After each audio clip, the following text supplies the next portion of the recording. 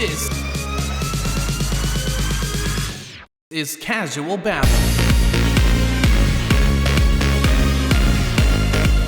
Hey everyone, and welcome back to the show. It's BC Babbles, and this is Casual Babble. I hope you're doing well. This is the first time in a little while that I've been on video, so hope that's exciting for you as well.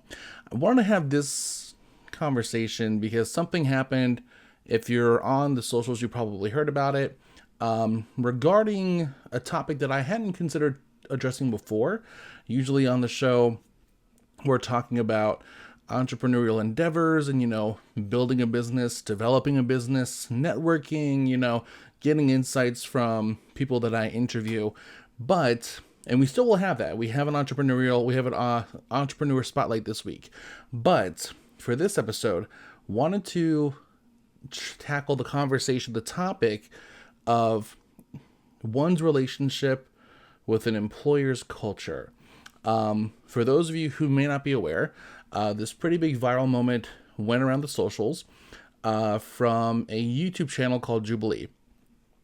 This is regarding the Mehdi Hassan and Connor Estelle situation. Backstory, for those of you who do not know or did not know what Jubilee was before this happened, little background on them. They're a pretty big YouTube channel. They've been active since before I got my undergrad, so I think at least since like 2014 they've been going, so they're going pretty strong, a decade now. And back in the day, their predominant form of content was this series called Middle Ground, where they would bring in people on two different sides of a divisive topic, and use prompts to help see if they can find, points where they feel the same way, if they can find the middle ground on divisive topics. And it could have been anything from Christians versus agnostics to white people versus black people, anything. And at first, pretty cool idea, concept, to be sure. I do think over time, it's kind of, and a lot of people have been saying this more recently as well, that it's kind of given too much of a platform for people with not, what I would argue are not good or positive ideologies to publicly and happily voice those ideologies. I think certain ones definitely do not deserve to be highlighted or to be given a platform, but I digress. So they've recently been doing this thing where they have one person on a particular side of a divisive topic, and they surround them with people on the other side. And just so that I know what, I'm not naming random stuff, I'm sure that series has a particular name. I think it's called Roundtable, if I'm correct. But let me just make sure so I know what I'm talking about.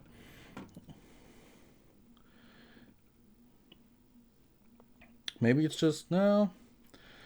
Well, the first one that pops up is 20 people confront a billionaire. So, my family lineage oops, 1 second. So, we have, I guess it's just called Versus. I thought it was called a Roundtable for some reason, but it's one person on one side of a topic versus 20 people on another. And each person around them has a certain amount of time to debate with this singular person. So this one was Mehdi Hassan versus 20 far-right conservatives. So that right there, you kind of know someone's going to be showing their backside because it's far-right conservatism. For those of you who weren't sure before, let me confirm now, I am not far-right. I am not right supporting. I don't think I lean right on much of anything, so just let you know. But I am someone who likes to at least hear a conversation, because I think there's typically, except on some topics, there's opportunity to open your mind and learn something. But that's the point. Anyway, the topic, huge point for this episode, which is still available on YouTube. It's the third most recent video on their feed, currently with 9.2 million views. One progressive versus 20 far-right conservatives, featuring Mehdi Hassan.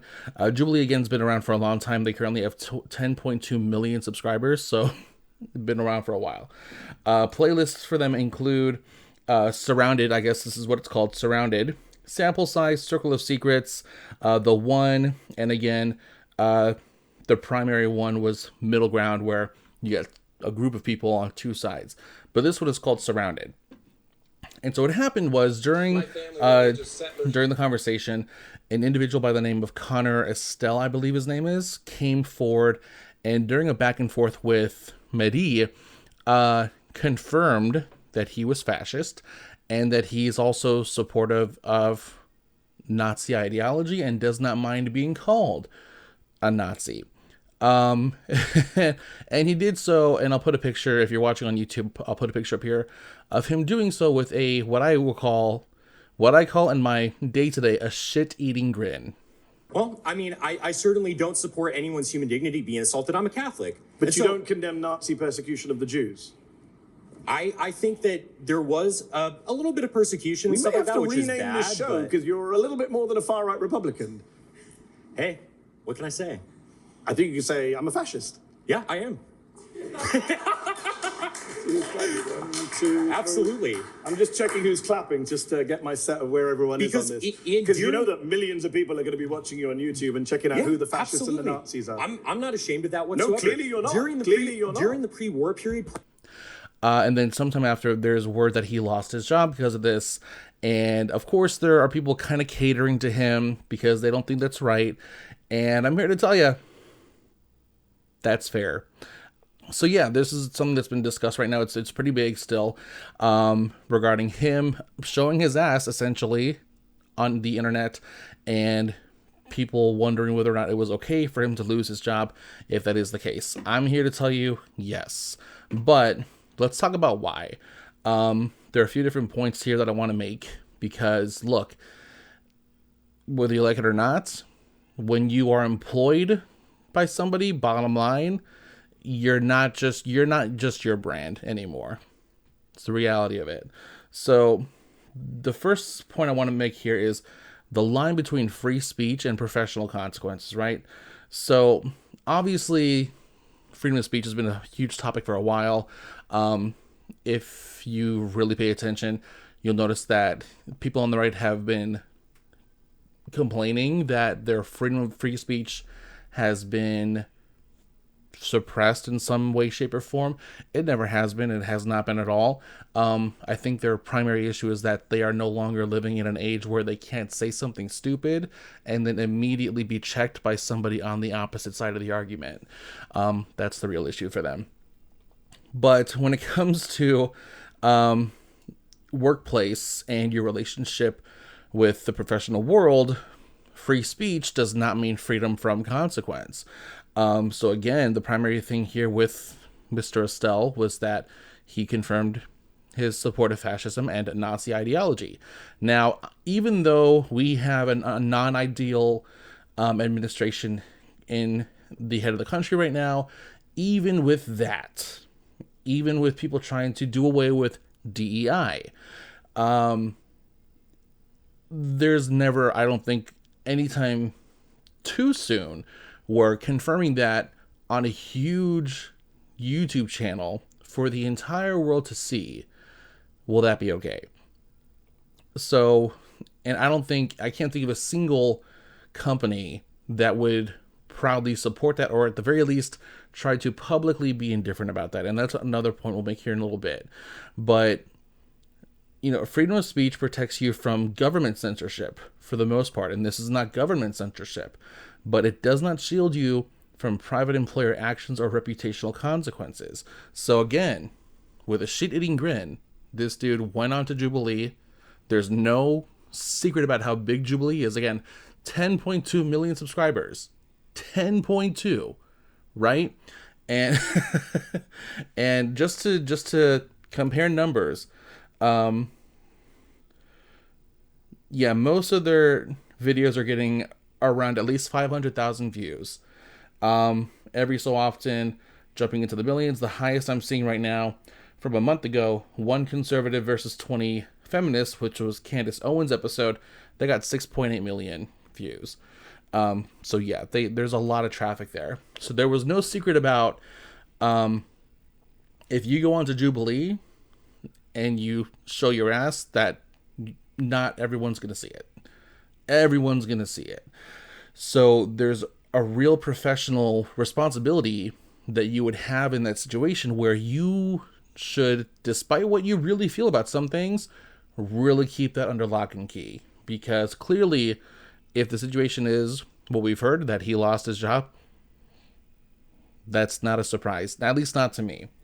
The second point to touch on here is that, and this is not a new thing, this is a thing for a while, your personal brand is your resume.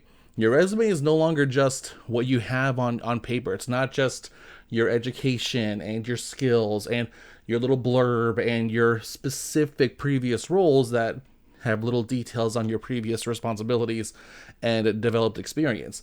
It is how you are conducting yourself outside the office. Anything you're involved in can get back in some way, shape, or form to your employers, and depending on what it is, it's not going to be good.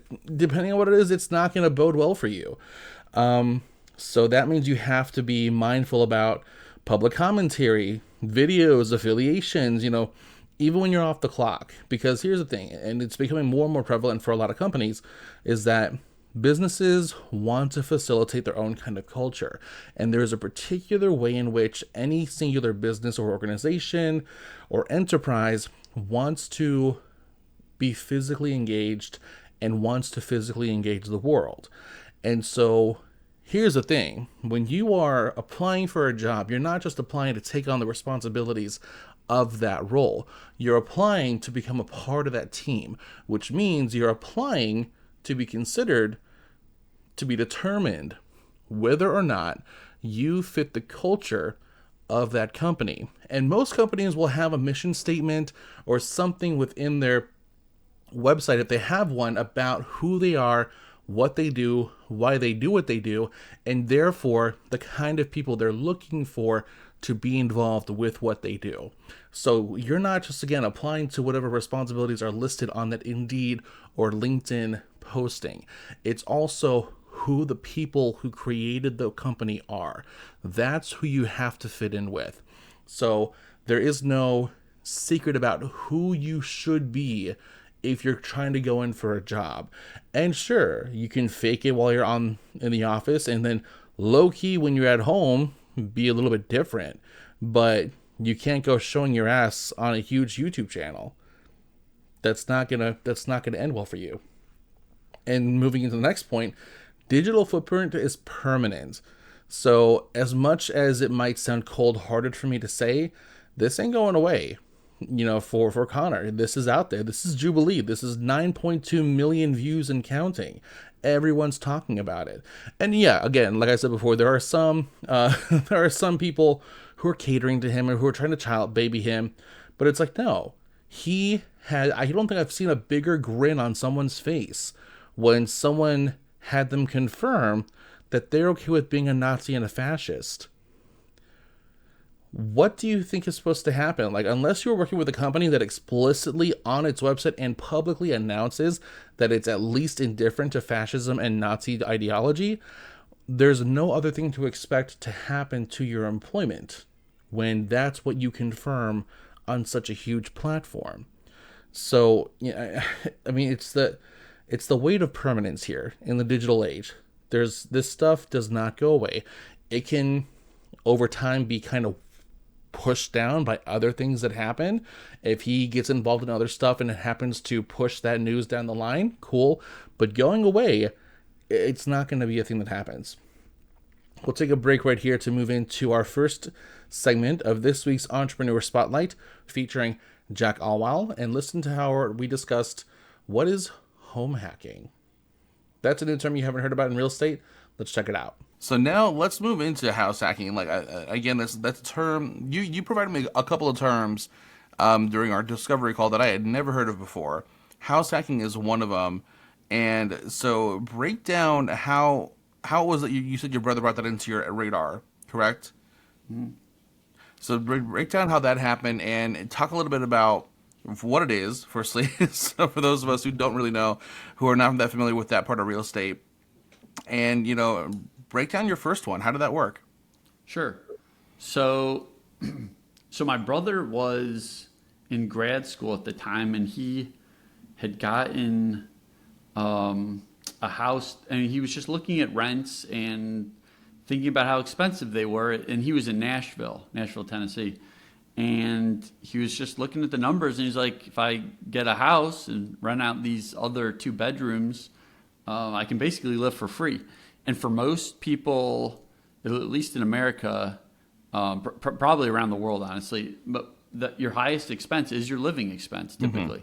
So it's a way to flip the script in a way and perhaps either at least break even to the point where your living expense is almost zero, or like at least better than what it would be renting, or in a great favorable scenario, you're actually making money with the house you're living in.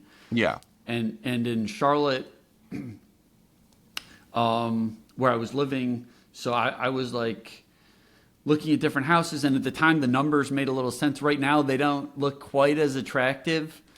At least in Charlotte. You could probably do this in other areas. I mean, you could probably still do it in Charlotte, but it would be a little harder and the numbers wouldn't look as good. But, I spent a lot of time in Excel. So I did what I do best. And I went into the spreadsheets and kind of looked over time.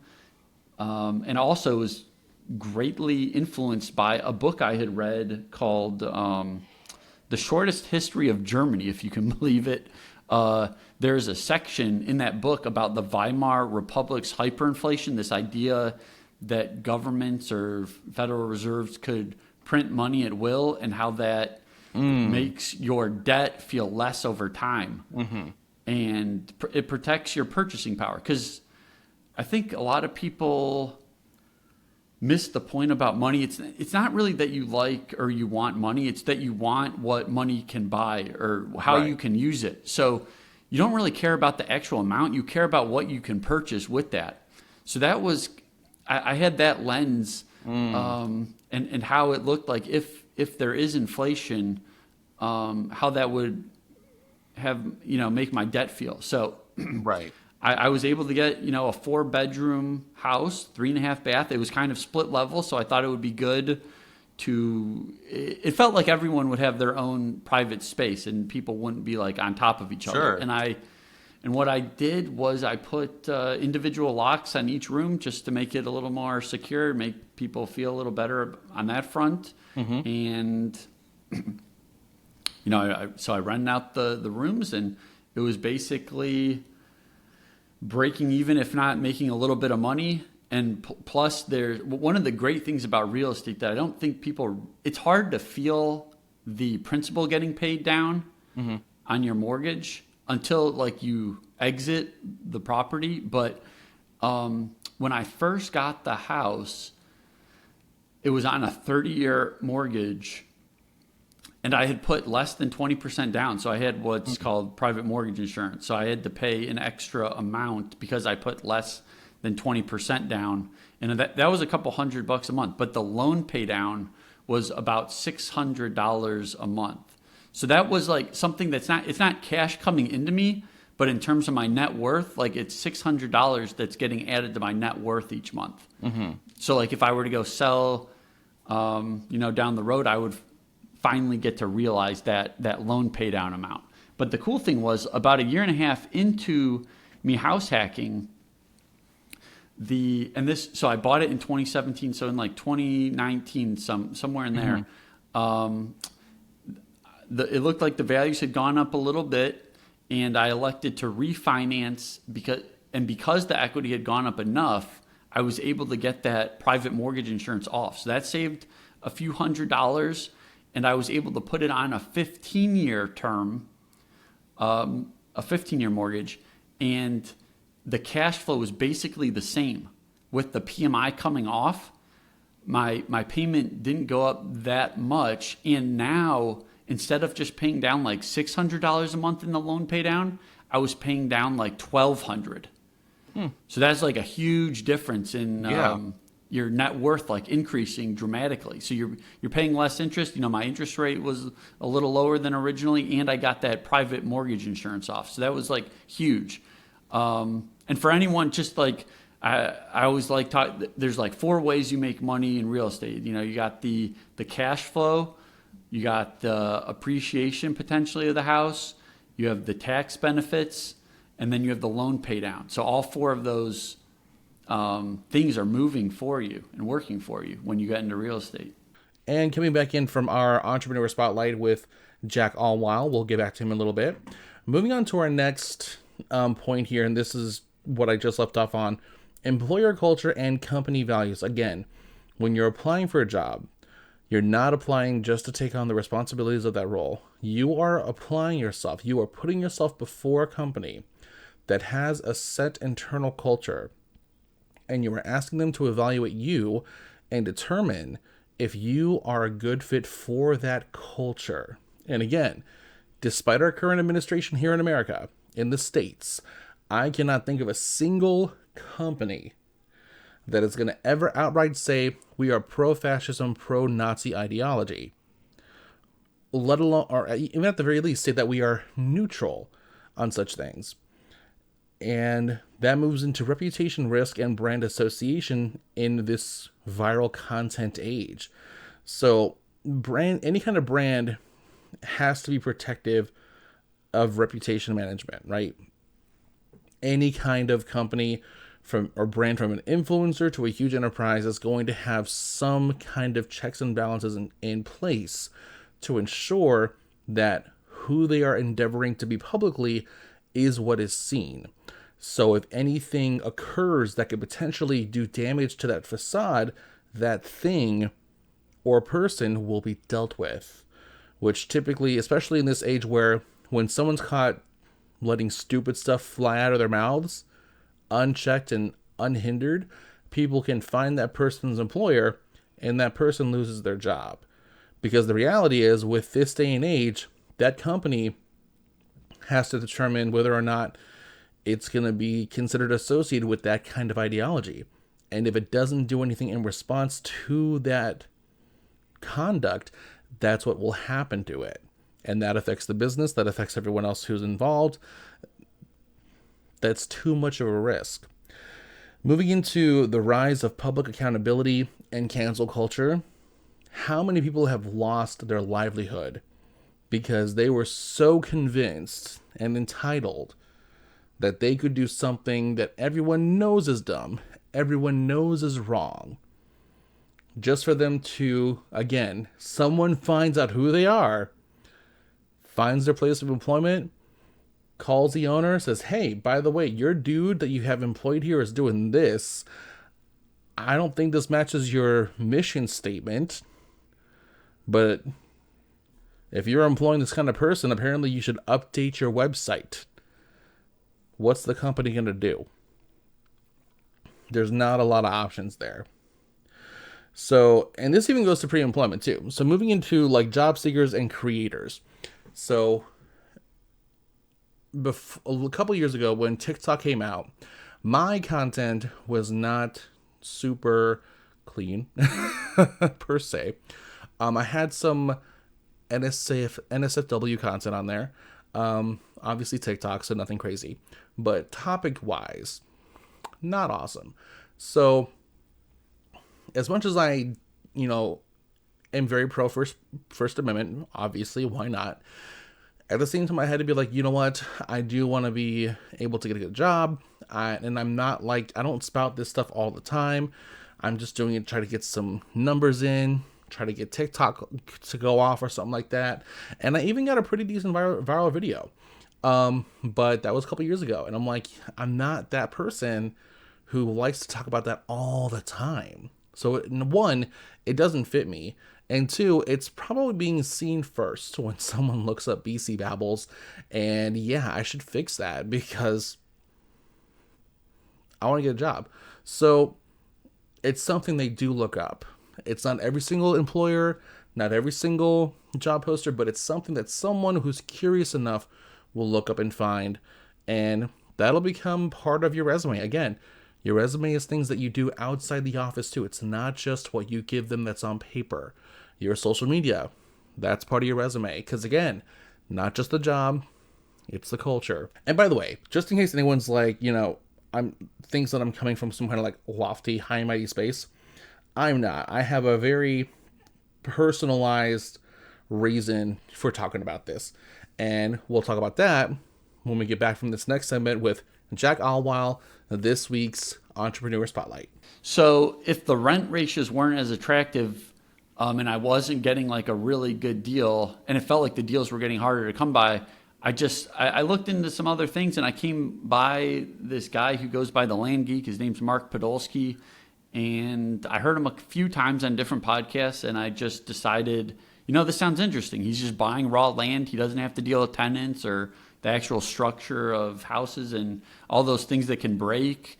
And he's just trying to flip the land, just trying to find undervalued land from either distressed or just people that don't care about this land. And to paint a picture, a lot of it is I'm mailing to out-of-state owners, and these are just like in the middle of the desert in Arizona. Mm-hmm. So it takes a pretty rugged individual to want to live there. Mm-hmm. And there are people that bought these plots like decades ago thinking that, one day I'm going to move out west and build my dream place in the desert. Mm-hmm. And then sometimes it just doesn't come to fruition. Work out, right. And a lot of these parcels are so cheap that you can't really get a real estate agent to sell them for these people. So that's why they're not going to like an agent to sell them. Because like if they're only going to get like $4,000 for an acre of land, the real estate agent's probably not going to be super excited to go put forth a lot of effort to try to sell that for you. And I think that's why Mark Podolsky initially discovered or like landed upon this opportunity. And I was going to ask you, actually, would you agree that land flipping is a more niche aspect of real estate and why? But I think you just answered the question regarding, how cheap parcels tend to be prior to acquisition. But are there any other kind of, I'm trying to find a better way to word this. Have you come across any particular kind of myths or common misconceptions about land flipping that you have had to address with other people who are in other forms of real estate, or people who are looking to enter real estate in general and have heard of land flipping and don't know a lot about it? I would say just in general, a lot of people are very skeptical when they hear about it. I think a lot of people, I've had some friends that bring up like pyramid scheme type of rhetoric. And I think, honestly, to some degree, I think you could say that a lot about these education funnels, because there are these teachers that teach you it, and sometimes you do work into their funnel. Like sometimes you are buying their land to get started. So there is like some aspect of it, but you could say that with a lot of other educational like sectors, I guess. Oftentimes you're kind of paying to get started in some way. Right. But I guess, are there any like myths? Were you at any point like kind of like fully bootstrapped in the beginning, or was it always just partial bootstrapping? I took the class to get some of the systems in place for like mailing, and I would like prepare my own deeds and affidavits for the transactions. Because a lot of times if you were to go to a title company, they might charge you like $500 regardless of the size.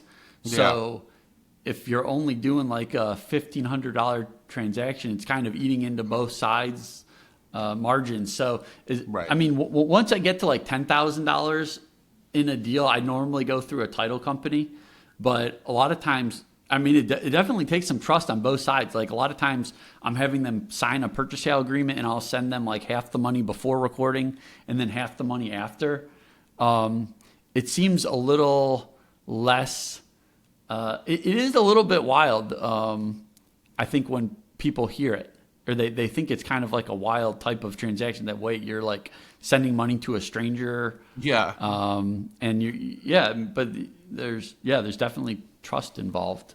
So coming back from Jack Allweil, thank you again, man, for being on the show for this week's Spotlight. Now, as I said before, I'm not holding this conversation with you because I'm coming from some lofty, high and mighty horse, right? No. I'm talking to you from a place of experience. So, a few years back, in 2022, I was stupid, and I got not just myself, but also 2 coworkers fired because I did something stupid. And it was a time where I needed to grow up a little bit more, and this definitely helped because I learned the hard way. But essentially what happened was I was working somewhere, and I was excited for the job. I liked the job. It was my first in-city job, too. I was so happy. But I was also excited because I was surrounded by a bunch of similarly minded, entrepreneurial-y people. And I'm like, oh my God, I can like make every team member here a potential, guest on Casual Babble and, have a nice, consistent running show. Why not? First several episodes are great and they're still up. This one episode though, I was dumb.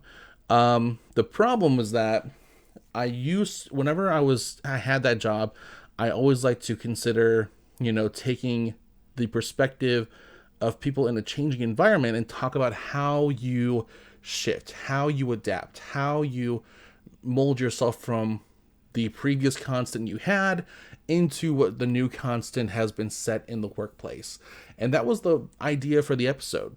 However, instead what happened was I allowed the conversation to actually become really critical of the workplace. And not only that, but there were also, and this isn't wholly my fault, not this particular part, but there was a kind of toxic underbelly in the environment of the workspace. And the individuals I had on the show were hip deep in that knowledge. And so that combined with letting the original topic become critical, I ultimately recorded an episode that was pretty condemning for the company. And I did the next dumbest thing, which was produce it and then let it air. And granted, the second it was brought to my attention, like, hey, maybe you should hold this one back for a bit. This is a little bit on the risque side of things. I said, you know what, you're right. Let me, just double check, rethink, is this the kind of thing I want out there? Unfortunately, even though the episode was only out publicly for like 2 hours, that was all the time it needed. And by lunchtime that day, I was pulled into the office with my supervisor, had a talking to, and then I went back and I spoke again to the heads who spoke to myself and my supervisor because I wanted to own up to what I did. I completely understood that I did not take the conversation in the direction that I should have because, again, the goal for me was always something productive, something meaningful, and I allowed it to go into a very toxic place. Did that help me out? No. At least as far as merit, they liked that I owned up to it, but I still got fired, and the 2 people I had on the show with me that episode also got fired. So, again, I'm not coming to you with this topic from a high horse.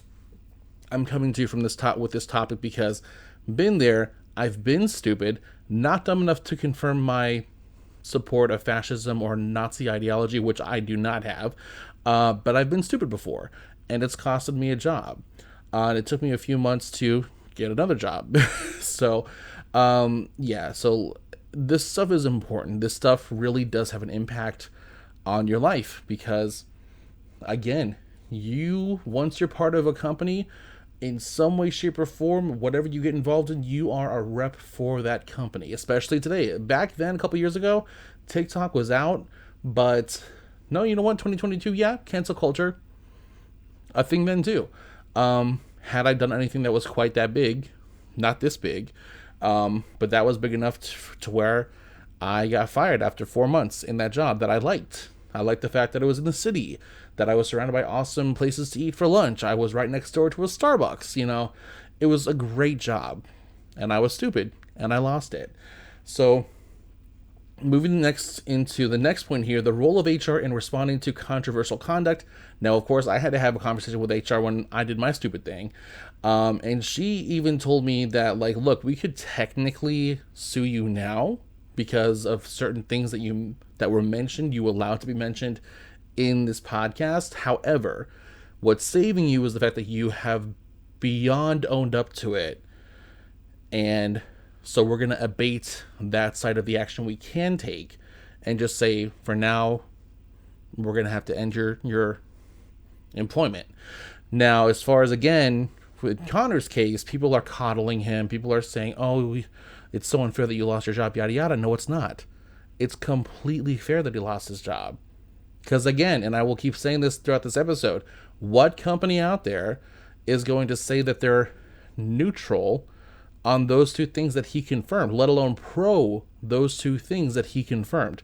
No one's going to say that. No one's going to own up to that. There's no company that would ever say that. So they have to save face. So HR-wise, you're probably going to get terminated. That's just how these things are going to happen. So, and again, when ideology crosses the line, why companies must take a stand. And here's the thing. I've heard there's a lot of conversation about why or whether or not someone being left-leaning, someone being right-leaning, should that affect relationships? Here's my point of view on this. And this is, I don't try to get political on the show. That's not the point. But this has a direct tie to the workplace. So that's my realm. Here's the thing. I wish we lived in a world where the differences in politics were literally just, do we want more or less government in schools? Do we want more or less church in schools? Where do we think money should go, kind of thing? It's not like that, though. We don't live in such a simplistic age of politics. Today, your decision on where you land on the spectrum of politics indicates your perspective of another human being's worth. There is a clear right side, there's a clear wrong side. And the right side is not the right lane. It's not the right lane. It's not the conservative side. It's not.